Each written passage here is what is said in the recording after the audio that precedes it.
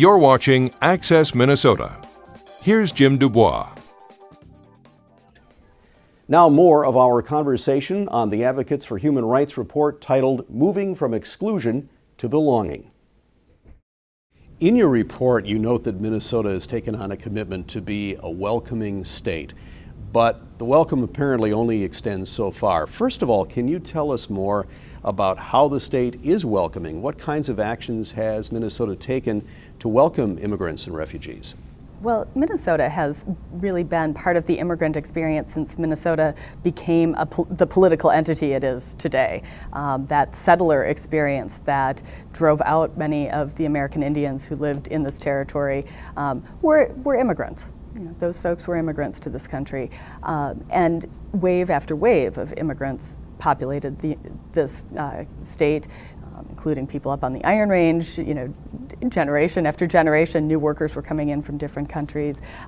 Throughout the entire farmland, it was settled by immigrants. So it's part and parcel of who Minnesotans today are. It really has been that welcoming experience. But in the 1980s, we really began to see an uptick in refugee resettlement in the United States and in Minnesota in particular. Much of that was driven by charitable organizations and churches that were willing to help sponsor people who were seeking asylum or refugee status here in the United States and help them really transition to life here.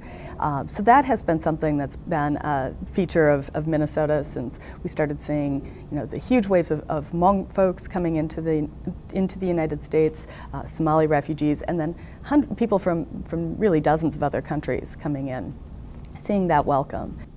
Why do you think the welcoming for refugees and immigrants stops? Is it simply a clash of cultures? Well, no, I don't think that's the problem. I think what we tried to do is look at what our obligations are, and human rights really define what the government, what the community's obligation, what our obligations to each other are. And so often we look at the immigrants and say, why aren't they adjusting? What's the problem? Instead of looking at what are the problems with our systems? Why is this not working for everyone? And so that's what we tried to do in the report, is reverse the conversation and look at what we need to do, because I think often good intentions only go so far if the systems are not working. And so we wanted to be able to do that and show where a law that has good intentions may have unintended consequences that relate to someone who wasn't born here and may speak a different language or have trouble with English or have other issues related to work status. And the education system is a good example, because often teachers will have children that speak a variety of languages in their homes, and they're trying to deal with teaching in an overcrowded classroom. And so we're looking at ways that refugee and immigrant children might fall through the cracks in the education system. Minnesota has obviously been welcoming refugees and immigrants for many decades. Is there something fundamentally different, though, with many of the refugees and immigrants coming in now? When we look back at the history of Minnesota, most of the immigrants here in the late 1800s, early 1900s were European. They may not speak the language, but they looked like most of the other people in Minnesota. Is there a latent racism that we're dealing with in this particular situation? I think there's yes and yes. There certainly is a stress placed on race, and that or exacerbated by the racial diversity of immigrants today in a state that was, up until a few decades ago, 97% white. It has changed, as we see so often in the media or in reports, changed the face of Minnesota, and that has been something that catches new arrivals within the context of racism in Minnesota and gives them sort of a double disadvantage, both being new and being a person of color in a predominantly white power structure. So that's something that we should acknowledge. But truly, over the years, as new immigrants were coming in, Race was a different social construct at that point, and in looking at various European countries, one country would view itself as more white than another. There was a definite stratification between Europeans from different parts of Europe, and there was a distinction drawn. We are familiar with those horrible signs of no Irish need apply and those kinds of things going throughout the years. Well, yes, they may have looked white, but at that point in time, the social distinctions were somewhat different.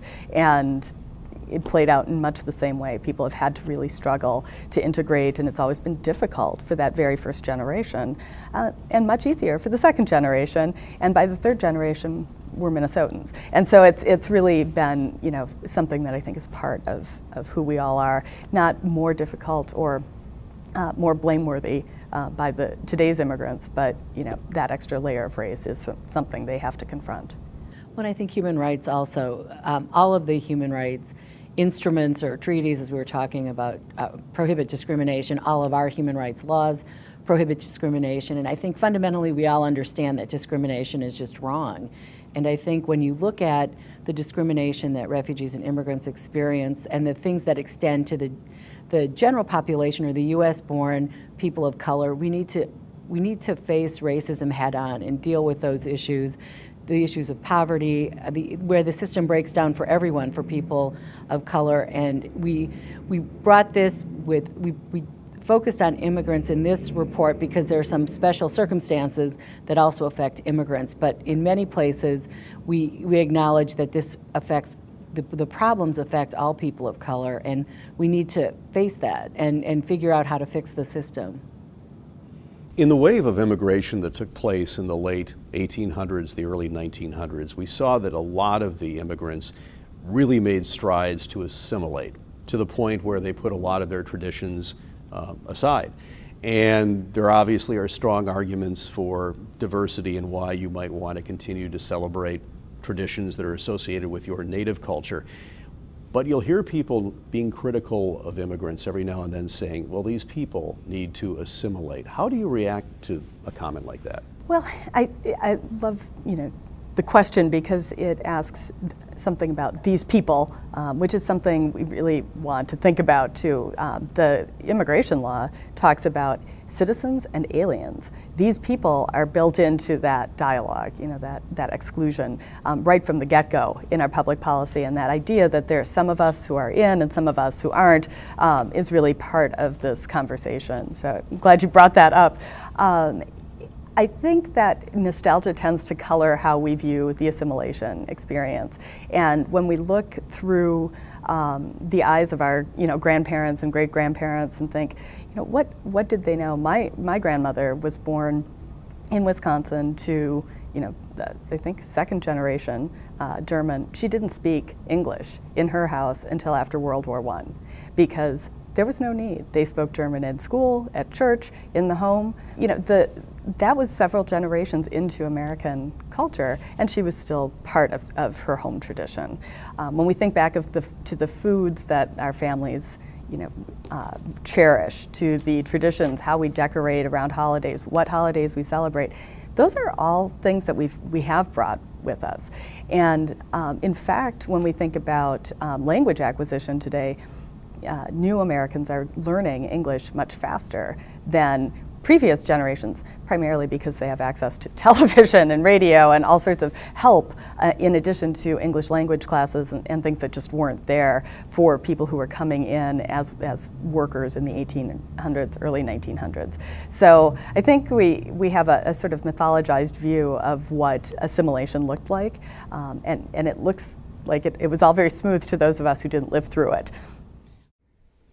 What can Minnesota do to improve human rights for immigrants and refugees? When Access Minnesota returns, we'll discuss policy changes recommended in the report titled Moving from Exclusion to Belonging. Access Minnesota will return after these messages.